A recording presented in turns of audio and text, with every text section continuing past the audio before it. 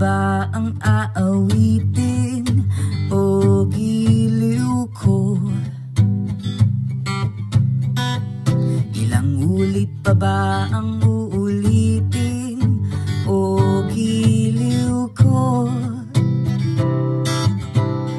3 oras na akong nagpapakit sa'yo, di mo man lang napapansin ang bagong t-shirt ko.